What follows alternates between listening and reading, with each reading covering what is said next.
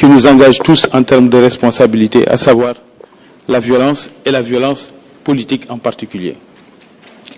Donc, je remercie bien M. Salam Fall pour cette invitation, mais nous avons eu plaisir à écouter Mme Fatou Soussar ainsi que le professeur Amsadou Sow Sidibé, Serigne Cheikh, moi je l'appelle ainsi, ainsi que donc le professeur Bokoum et mon ami Bahoum et également mon ami et frère Bamba Kassé. La violence politique, si on la limite uniquement aux acteurs politiques, nous allons nous tromper. Nous allons même nous tromper lourdement. Parce que les politiques ne sont pas en dehors de la société et les politiques ne sont pas en dehors de l'histoire du Sénégal. Or, le rapport de l'État avec le peuple sénégalais, c'est d'abord une histoire de violence. Vous parliez tout à l'heure du vote des Sénégalais depuis 1848, c'est vrai.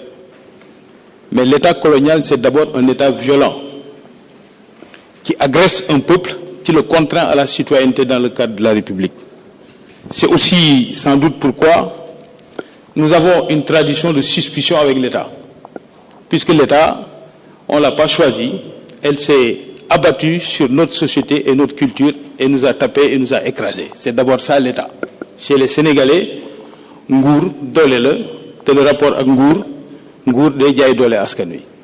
Culturellement, c'est ça. Si je me trompe, Madame Sarr pourra me rectifier, mais je pense que c'est profondément ancré. C'est dire que la situation actuelle exige aussi que nous changeons de paradigme. Parce que si entre 1960 et 2000, le rapport de l'opposition à l'État est un rapport de défiance, parce que c'est la seule voie pour conquérir des libertés, pour conquérir la démocratie, aujourd'hui, il est peut-être illusoire de contenir, aussi bien dans le discours de la société civile, des universitaires que de l'opposition, de rester dans un discours de défiance, dans une démocratie ouverte, avec les réseaux sociaux, avec des médias libres.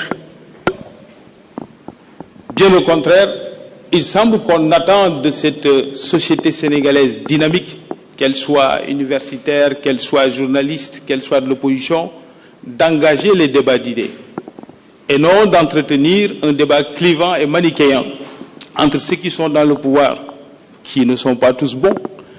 Il y en a qui sont parfois, franchement, dans leur discours peu acceptables en démocratie, mais on voit aussi des comportements dans l'opposition, dans le monde universitaire, comme dans le monde des journalistes, inacceptables en démocratie. La violence dans le discours, vous l'avez dit, c'est vrai, c'est parfois un manque de projet et de programme. Et là aussi, il faut avoir le courage de le dire. Nous avons un camp dans le pouvoir, effectivement, qui a un projet politique, qui le défend avec des arguments et un discours de l'opposition teinté de bravade et de violence dans le ton et de menace. C'est ça la vérité. Ne pas le dire, c'est rajouter du mal au monde. C'est rajouter de la misère au monde. La violence symbolique, également, il faut qu'on en parle.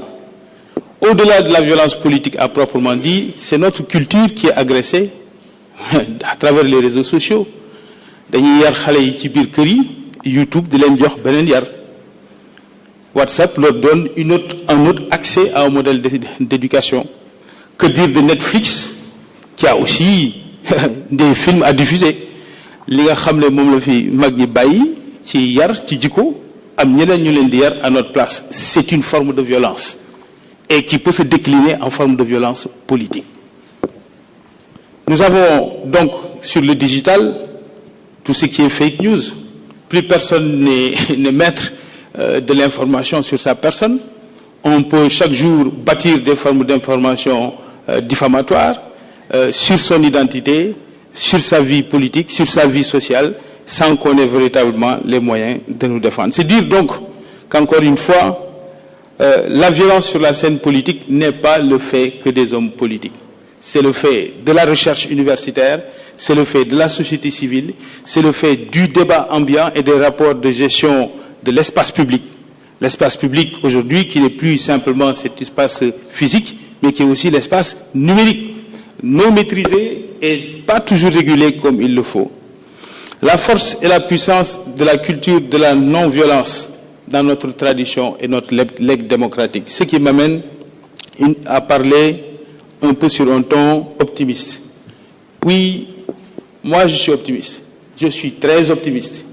Parce que vous incarnez dans cette initiative, vous qui êtes autour de cette table, le legs démocratique sénégalais.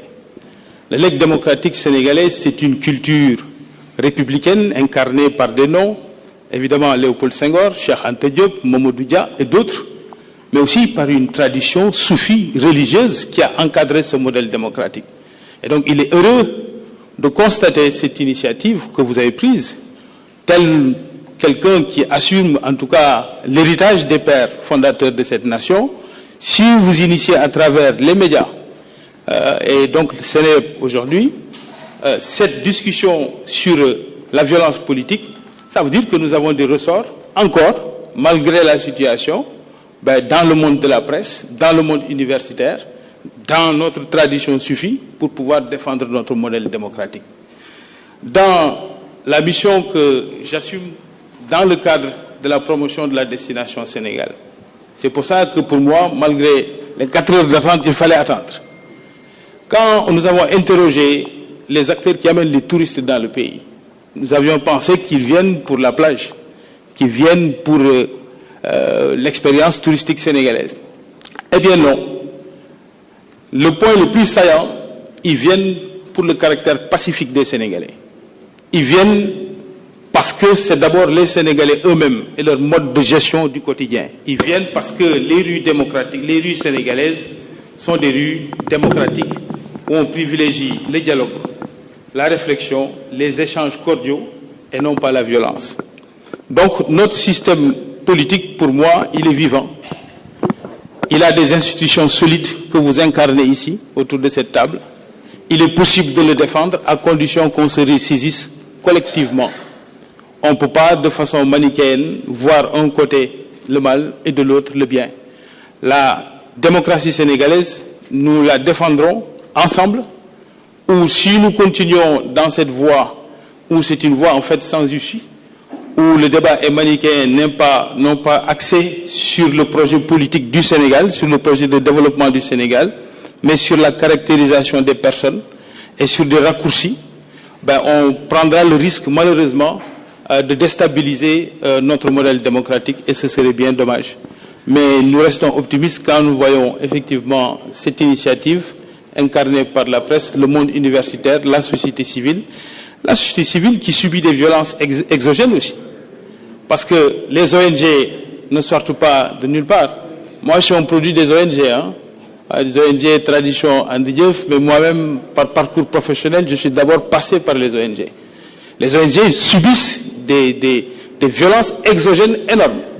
Est-ce qu'il faut les laisser subir ces violences-là et respecter les agendas des programmes internationaux au détriment de nos valeurs et de nos convictions, ou est-ce qu'il faut trouver un modèle d'organisation interne pour préserver le legs démocratique sénégalais? Voilà ce en quoi nous croyons et voilà ce pourquoi nous sommes engagés en politique, Madame Sarr. Nous ne sommes pas engagés en politique pour autre chose que de défendre la République, de défendre notre legs démocratique. Je vous remercie d'avoir bien voulu nous écouter.